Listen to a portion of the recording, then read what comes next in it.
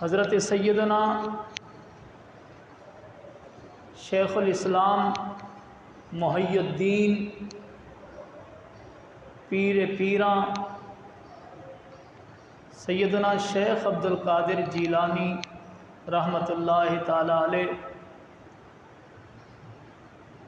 470 ہجری میں پیدا ہوئے، یعنی چوتھی صدی ہجری کا اخیر تھا، آخری تہائی تھی۔ 470 ہجری میں پیدا ہوئے۔ آپ کی پیدائش کہاں ہوئی؟ بعض لوگوں نے لکھا ہے کہ ایران کا ایک صوبہ یا علاقہ تھا جیلان یا گیلان، اور بعض لوگوں نے لکھا ہے کہ بغداد کا علاقہ تھا جیلان یا گیلان، اس کے کسی قصبے میں، دیہات میں، گاؤں میں آپ کی ولادت ہوئی۔ کب ولادت ہوئی؟ مختلف سیرت نگاروں نے مختلف تاریخ لکھی ہے۔ بعض حضرات نے لکھا ہے کہ آپ یکم رمضان المبارک کی شب پیدا ہوئے، چاند رات میں۔ آپ کا گھرانہ سادات کا گھرانہ تھا، سیدوں کا گھرانہ تھا۔ آپ کے والد ماجد بھی سید تھے، اور آپ کی والدہ ماجدہ بھی سیدہ تھیں۔ تو یوں یہ گھرانہ سادات کا تھا۔ رسول پاک صلی اللہ علیہ وسلم کی اولاد کا تھا۔ اس علاقے میں اشراف کے نام سے آپ کا گھر پہچانا جاتا تھا، شریف لوگ، اچھے لوگ۔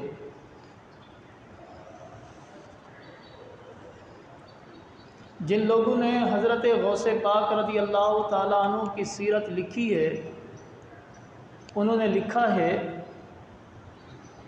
کہ والد کی طرف سے حضرت غوث پاک رضی اللہ تعالیٰ عنہ حسنی ہیں۔ حسنی کا مطلب یہ ہے کہ آپ کا سلسلہ نسب، آپ کے والد، پھر آپ کے دادا، پھر آپ کے پردادا، یوں ہوتے ہوتے حضرت امام حسن مجتبی رضی اللہ تعالیٰ عنہ تک پہنچتا ہے۔ اور حضرت حسن مجتبی رضی اللہ تعالیٰ عنہ آپ جانتے ہیں حضرت فاطمۃ الزہرا کے بیٹے علی المرتضیٰ کے فرزند ہیں، تو یوں اہل بیت ہیں، رسول اللہ کی اولاد ہیں۔ اور والدہ کی طرف سے آپ کا سلسلہ نسب، چونکہ آپ کی والدہ بھی سیدہ تھیں،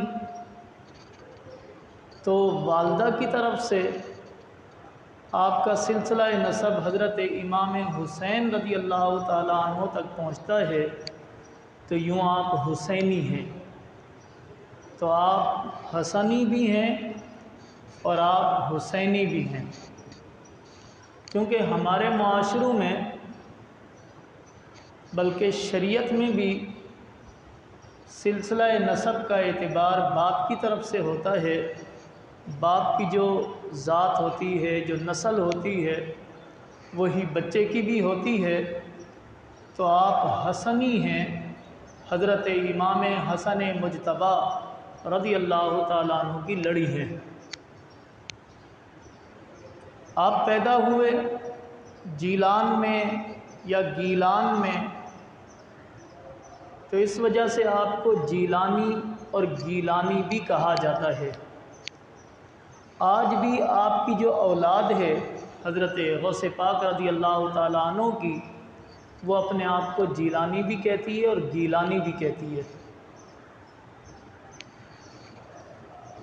حضرت سیدنا غوث پاک رضی اللہ تعالیٰ عنہ 18 سال تک اپنے گھر میں رہے، جوانی تک، اور یوں لگتا ہے کہ ناظرہ اور ابتدائی تعلیم آپ نے یا تو گھر سے حاصل کی یا اپنے علاقے سے حاصل کی۔ والد کا انتقال ہو گیا تھا، والدہ آپ کی پرورش کر رہی تھیں۔ جب آپ 18 سال کے ہوئے تو آپ نے اپنی والدہ سے کہا کہ امی جان مجھے اجازت دیں کہ میں خدا کی راہ میں لگ جاؤں، دین کی تعلیم حاصل کروں۔ آپ مجھے اس کام کے لیے، اس راستے کے لیے، اللہ کی راہ کے لیے، دین کی تعلیم کے لیے وقف کر دیں۔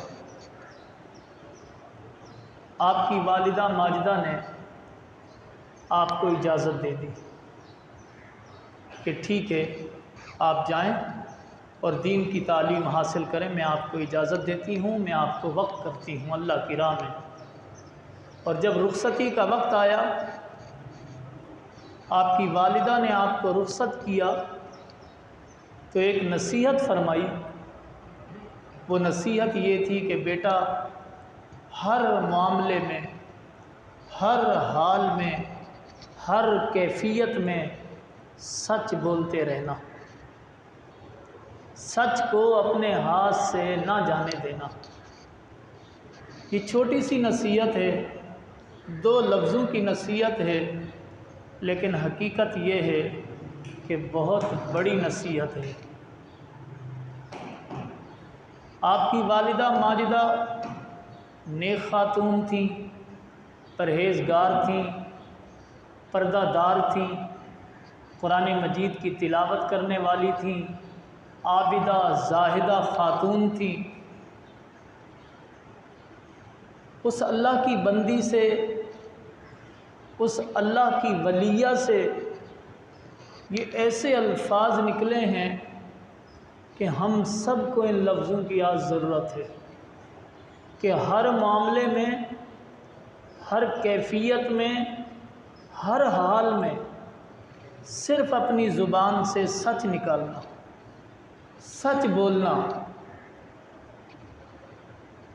حضرت غوث پاک رضی اللہ تعالیٰ عنہ نے اپنی والدہ کی نصیحت کو پلے باندھ لیا، اچھی طرح سن لیا اور دل میں بٹھا لیا۔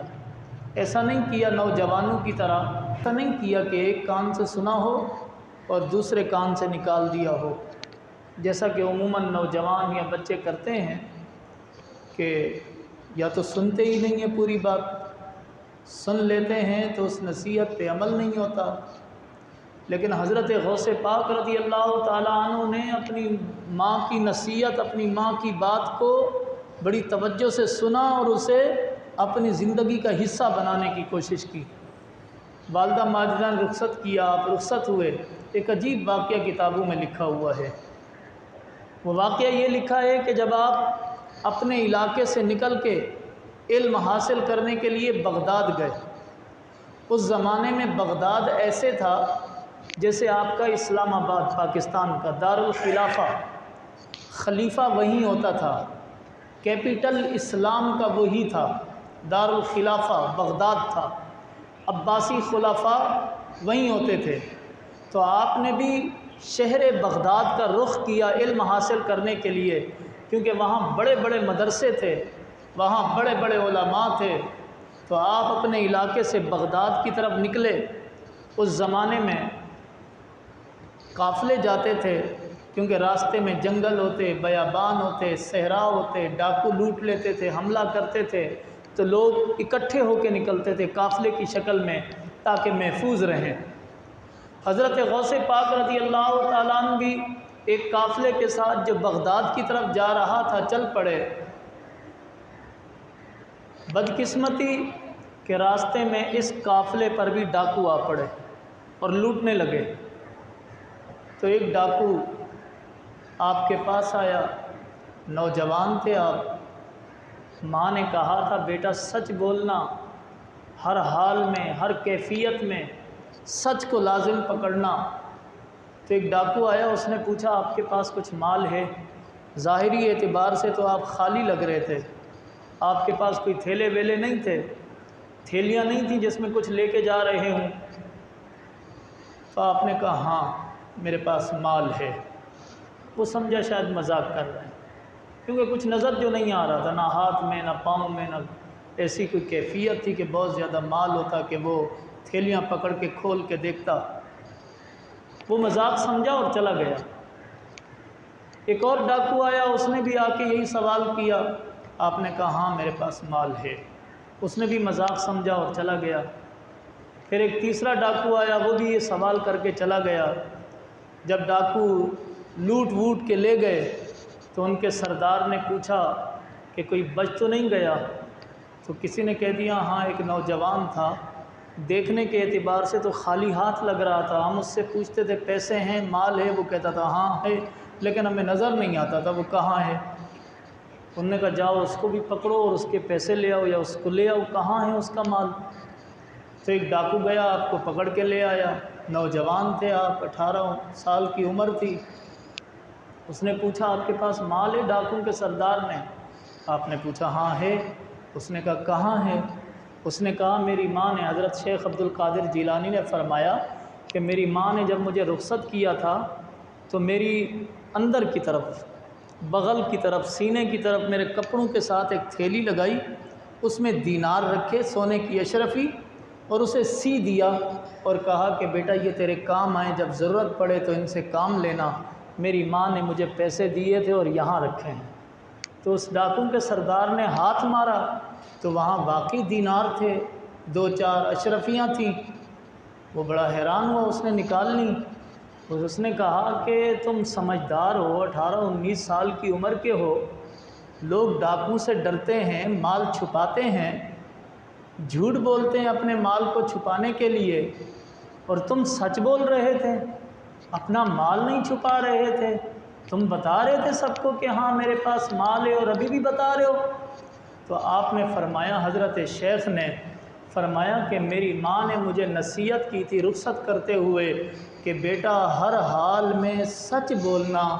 تو میں نے اپنی ماں سے جو وعدہ کیا تھا، میں اپنی ماں سے کیے ہوئے وعدے پر قائم رہا کہ میں اپنی ماں کے وعدے کو نہ توڑوں، میں اپنی ماں سے جو وعدہ کر کے آیا ہوں اس کو نہ توڑوں، جو نصیحت میری والدہ نے کی ہے میں اس کی خلاف ورزی نہ کروں۔ آپ کے ان جملوں میں کوئی اثر تھا، کوئی تاثیر تھی، یا آپ کی ماں جو زاہدہ، عابدہ، ولیہ تھی، نیک خاتون تھی، سیدہ تھی، ان کی کوئی کرامت تھی کہ آپ نے جب یہ الفاظ کہے کہ میں اپنی ماں سے کیے ہوئے عہد پر قائم ہوں، اس لیے میں نے جھوٹ نہیں بولا، اپنے مال کو نہیں چھپایا، سچ بولا ہے، تو یہ جملے ڈاکو کے دل پہ اثر کر گئے۔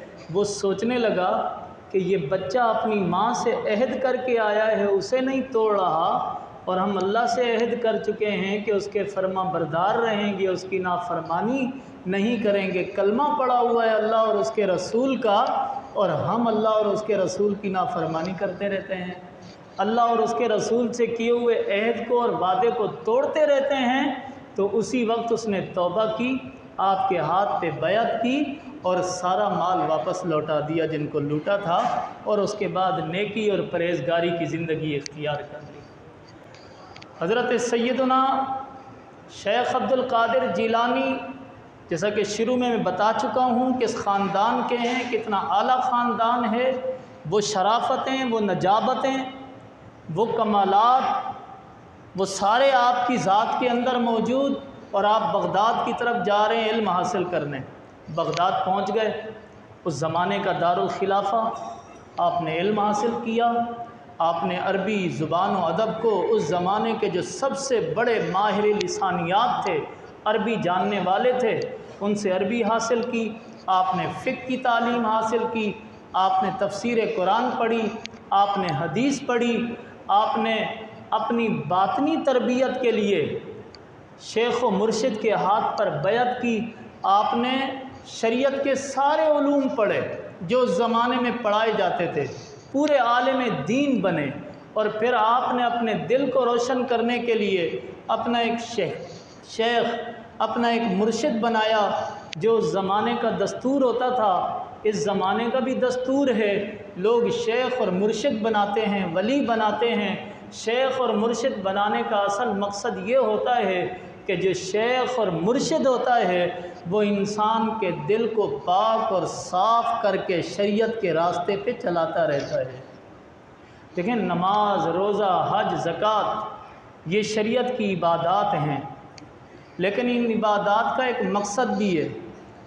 نماز کا صرف یہی مقصد نہیں ہے کہ ہم آئے، کھڑے ہوئے، سجدہ کیا اور چلے گئے، اس کی ایک روح بھی ہے، اور وہ روح کیا ہے؟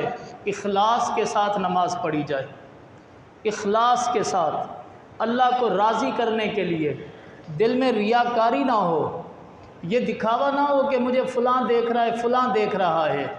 اگر دل میں ایک تنکے کے برابر بھی ریاکاری آ گئی تو جتنی عبادت میں یہ ریاکاری آئے گی، اللہ تعالیٰ قیامت کے دن اس عبادت کو قبول نہیں فرمائے گا، فرمائے گا تم شرک کر کے آئے ہو۔ جی ہاں، شرک کی دو قسمیں ہیں، ایک شرک فی العبادت، اللہ کی عبادت میں کسی کو شریک کرنا، اللہ کے علاوہ کسی کو معبود سمجھنا، ایک یہ شرک ہے، اور ایک شرک فی العمل ہے کہ آپ خالص اللہ کی رضا کے لیے عمل نہ کریں بلکہ کسی کو دکھانے کے لیے بھی کریں، کہ کوئی آپ کو نمازی کہے، کوئی آپ کو حاجی کہے، کوئی آپ کو سخی کہے، کوئی آپ کو کہے کہ تہجد گزار ہے، صبح صبح مسجد جا رہا ہوتا ہے۔ اگر دل میں یہ کیفیت ہو گئی تو یہ شرک فی العمل ہے، اور اللہ ایسی عبادات کو بھی قبول نہیں کرتا۔ اور قرآن مجید فرقان حمید نے ایک مقام پہ کہا ان الصلاۃ تنہی عن الفحشاء والمنکر، نماز بے حیائی سے اور برے کاموں سے روکتی ہے۔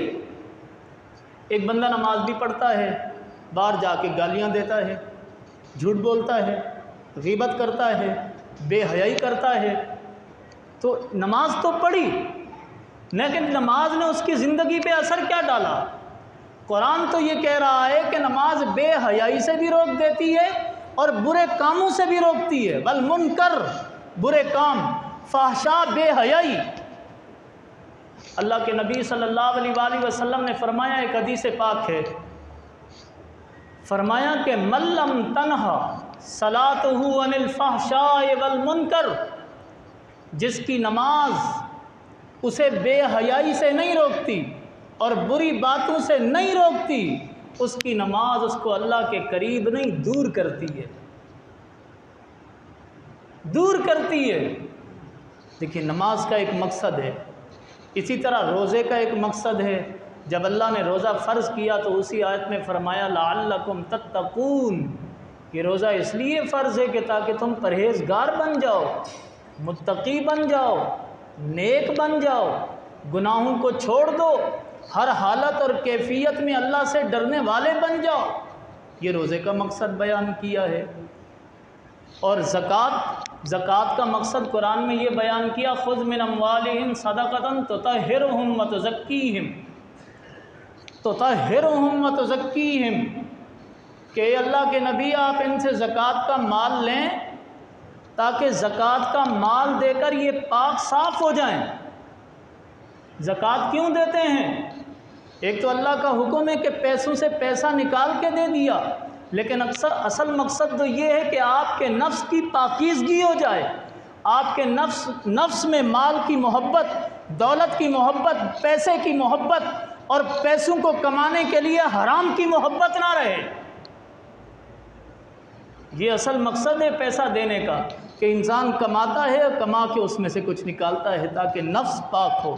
اللہ کے نبی صلی اللہ علیہ وسلم کی حدیث سے آپ نے فرمایا ایاکم والشح، لوگوں بخل سے بچنا، لوگوں بخل سے بچنا، کنجوسی سے بچنا۔ یہ اللہ کے نبی کی دیکھیں کتنی عظیم نصیحت ہے۔ کنجوسی کرنا بہت آسان ہے، ہر شخص کے نفس میں کنجوسی ہے، اور اللہ کی راہ میں دینا یہ ذرا مشکل ہے، ہو بھی تو بندہ نہیں دیتا۔ تو اس لیے اللہ کے نبی صلی اللہ علیہ وآلہ وسلم یہ فرما رہے ہیں ایاکم والشح، بخل سے بچنا۔ فرمایا کہ فإن الشح قد أهلك من قبلكم، اس کنجوسی نے تم سے پہلے والے لوگوں کو ہلاک کر ڈالا تھا۔ تم سے پہلے کی جو امتیں ہیں وہ ہلاک ہوئی ہیں اس کنجوسی کی وجہ سے۔ فرمایا کہ وہ کنجوسی کرتے تھے، مال پہ مال جمع کرتے تھے، پھر ایک دوسرے کی عزتوں پہ حملہ کرتے، ایک دوسرے کا خون بہاتے تھے، لڑتے بھیڑتے رہتے تھے۔ آج بھی مال کی وجہ سے لوگ کتنا لڑتے ہیں، پلاٹ کی وجہ سے، زمین کی وجہ سے، جائیداد کی وجہ سے۔ ابا مر گئے، انہوں نے 2-3 مکان چھوڑے، پیچھے 2-3 لڑکے ہیں، 2-3 لڑکیاں ہیں، بہن بھائی آپس میں لڑ رہے ہیں کہ یہ جائیداد کس کی ہوگی، یہ مال کس کا ہوگا۔ عدالتوں تک مقدمات پہنچ جاتے ہیں، شریعت کے مطابق حل نہیں ہوتے۔ ہر شخص یہ چاہتا ہے وہ سب کچھ ہتھیا لے۔ تو مال دولت کی محبت اور مال دولت کو جمع کرنے کا جذبہ اور حرص انسان کو انسانیت سے نکال کر جانور بنا دیتی ہے۔ اور جب انسان خرچ کرتا ہے، دیتا ہے، تو یہ مال کی محبت پھر کچھ کم ہو جاتی ہے۔ الغرض حج ہے، حج کا مقصد بھی یہی بتایا، وَتَزَوَّدُوا فَإِنَّ خَيْرَ الزَّادِ التَّقْوَىٰ۔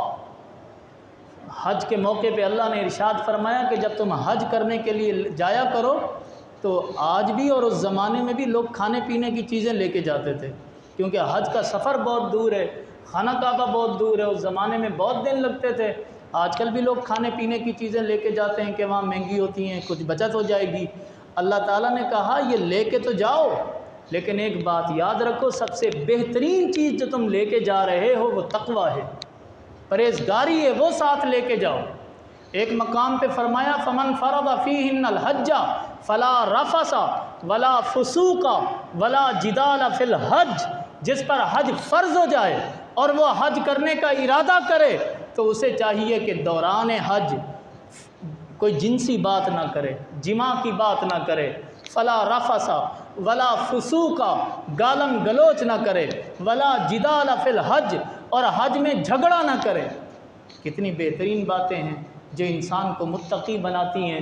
حضرت سیدنا شیخ عبد القادر جیلانی رحمۃ اللہ تعالی علیہ جب بغداد میں آئے تو آپ نے ایک شیخ بنایا تاکہ آپ تقوی کے اعلیٰ مدارج پہ فائز ہوں، تاکہ آپ اللہ کو راضی کریں، آپ کا دل روشن ہو، آپ کا باطن روشن ہو۔ اور اس شیخ نے آپ کو مجاہدات کروائے، آپ کو عبادات کروائیں، آپ کو ریاضتیں کروائیں۔ آپ نے عبادات، ریاضات، علم حاصل کر کے بہت بڑا مقام حاصل کیا۔